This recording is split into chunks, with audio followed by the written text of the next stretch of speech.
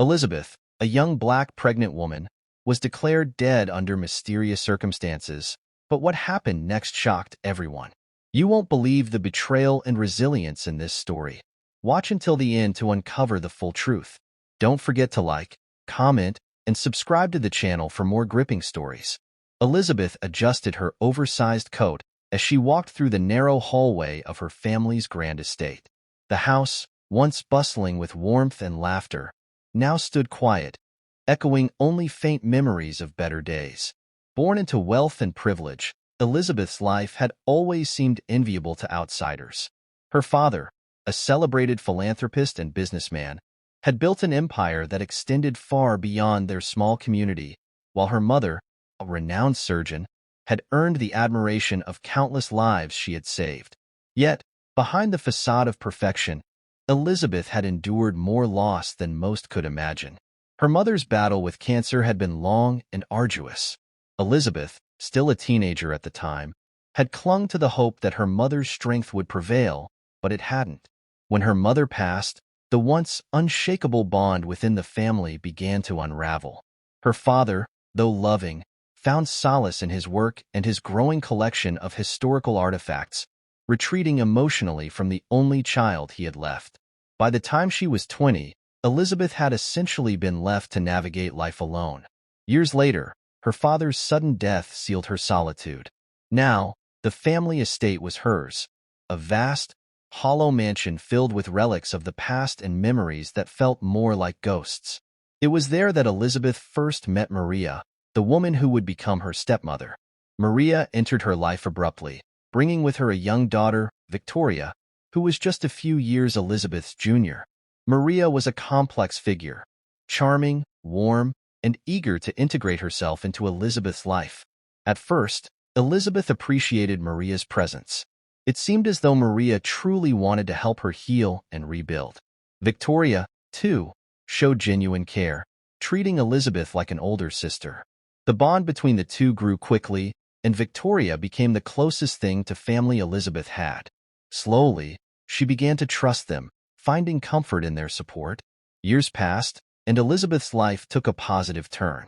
She met Daniel, a kind and ambitious man who brought her hope for the future. Their love blossomed quickly, and soon they were married. The news of her pregnancy only added to her joy.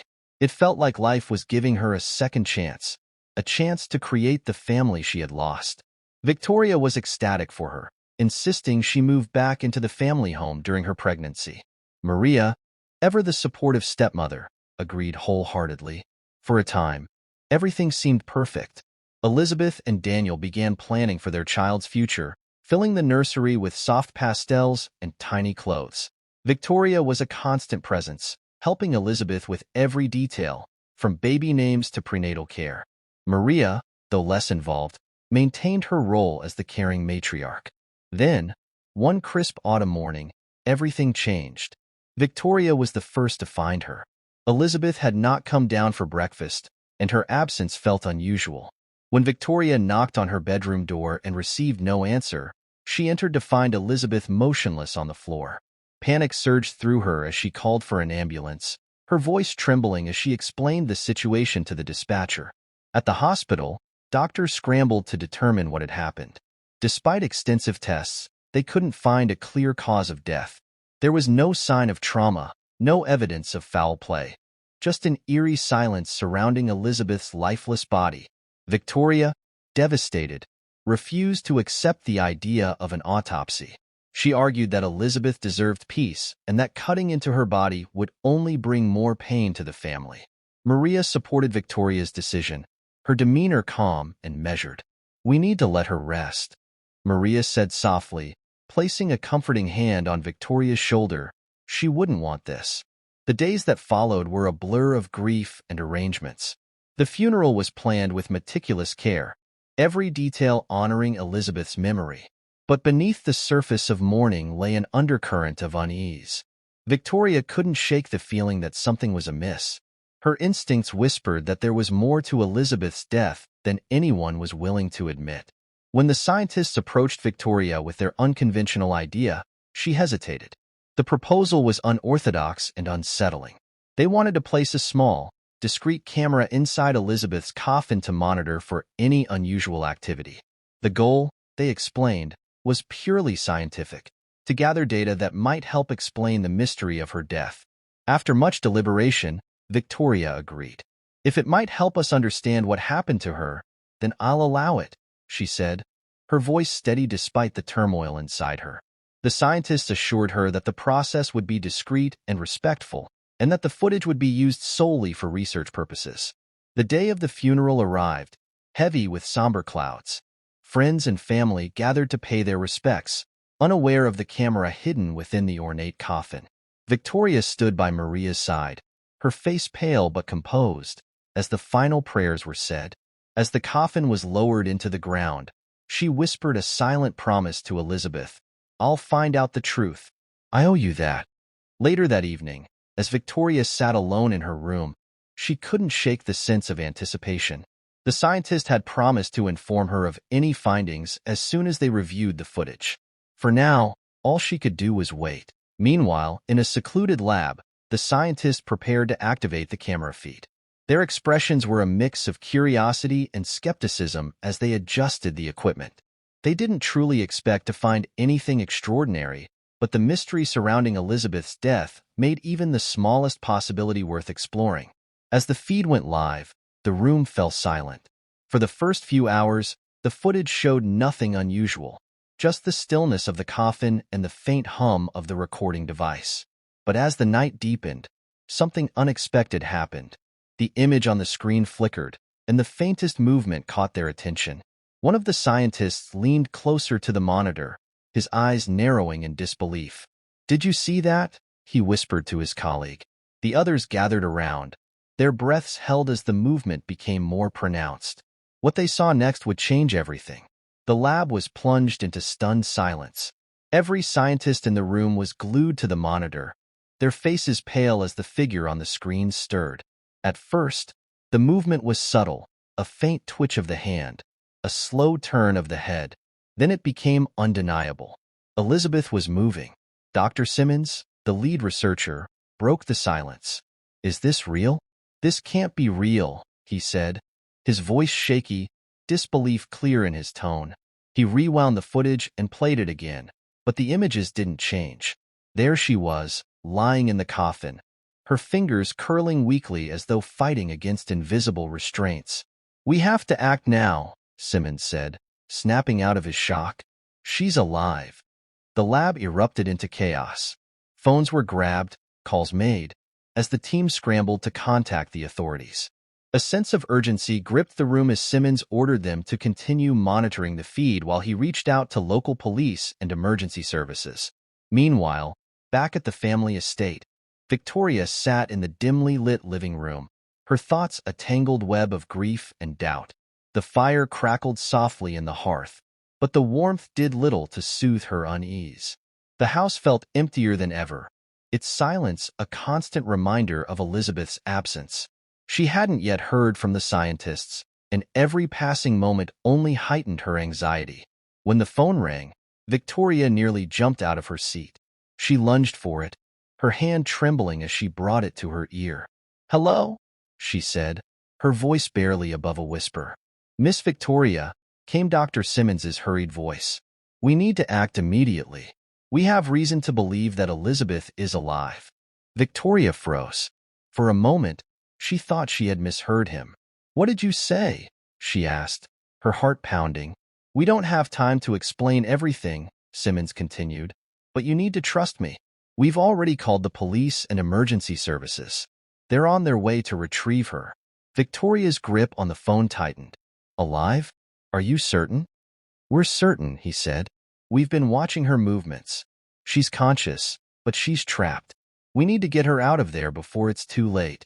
Victoria felt her knees go weak, and she sank into the nearest chair, the weight of Simmons's words crashing over her, flooding her with equal parts hope and terror. "I'll meet you at the cemetery," she said, her voice firm despite the chaos swirling inside her.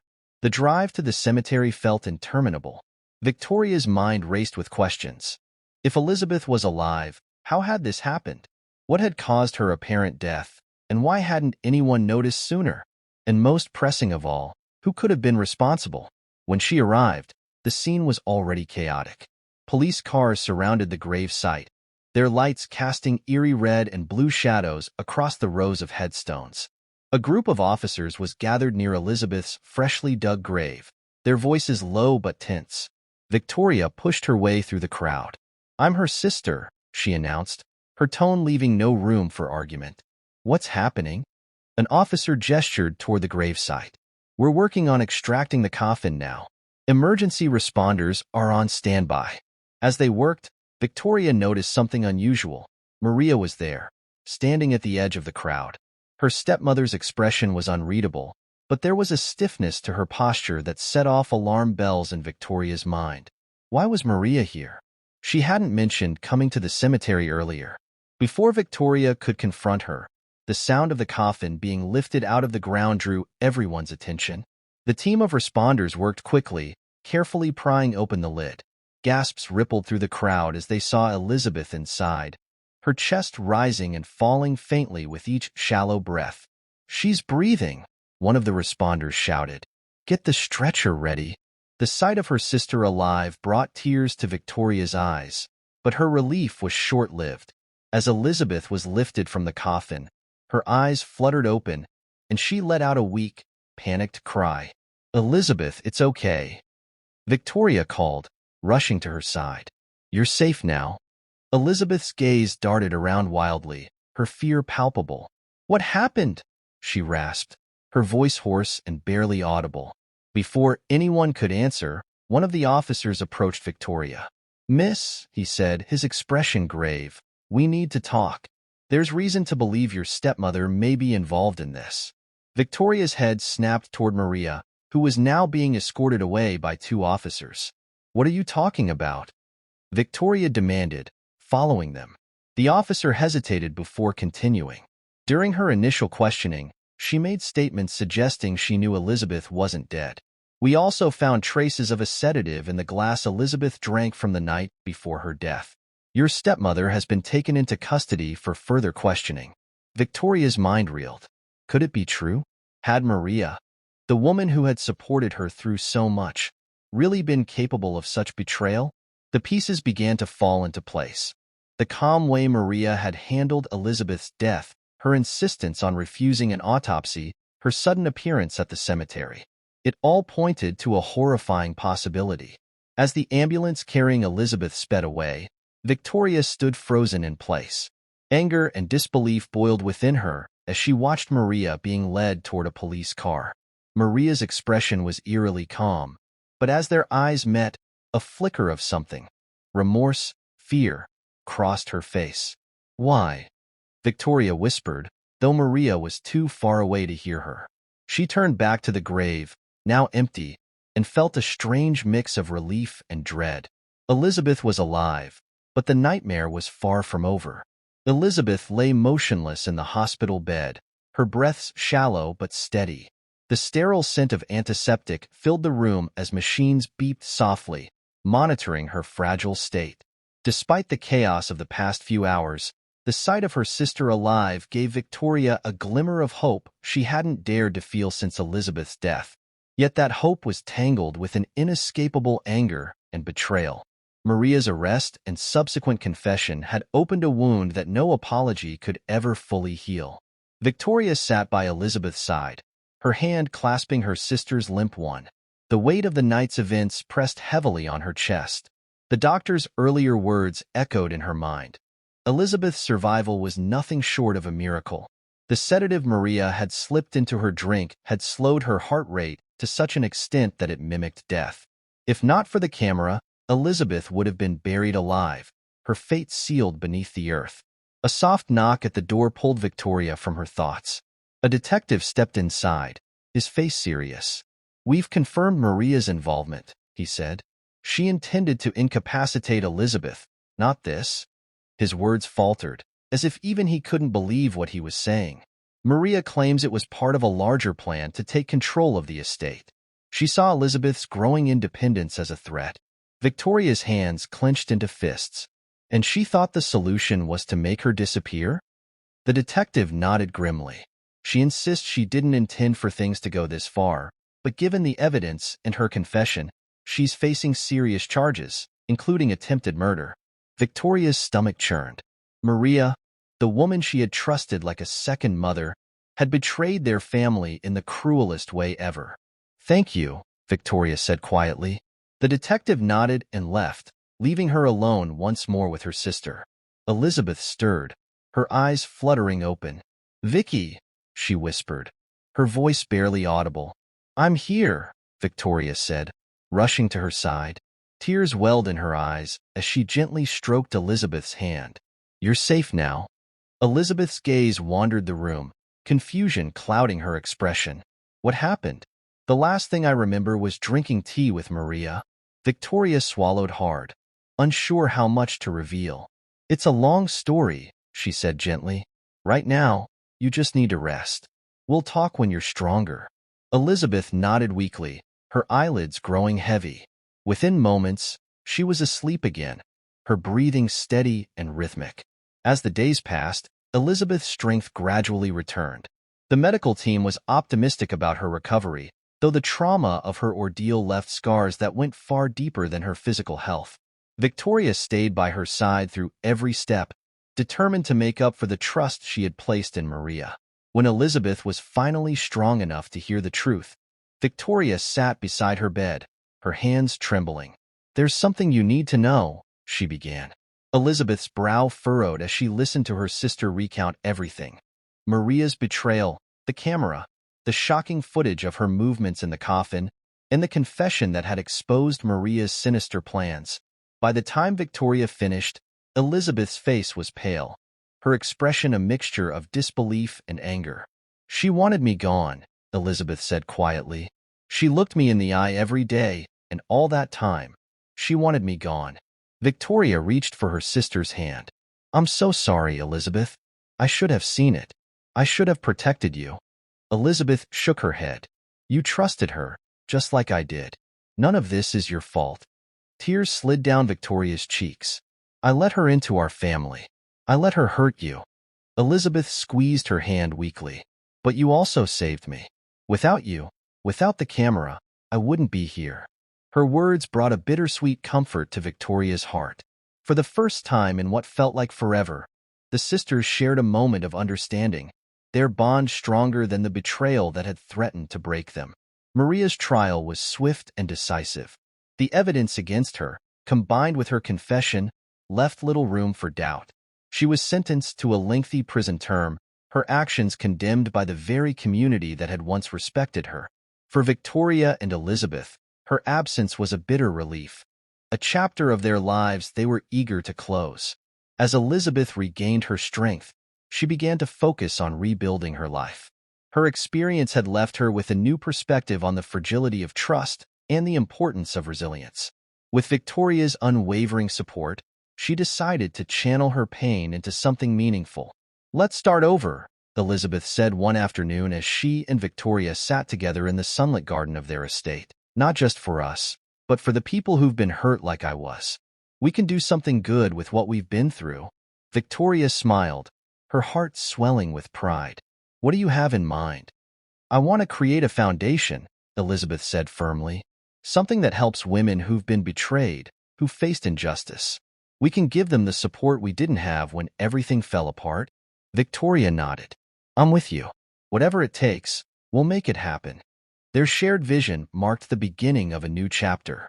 Together, they turned their pain into purpose, creating a legacy that honored the strength of their bond and the resilience of their family.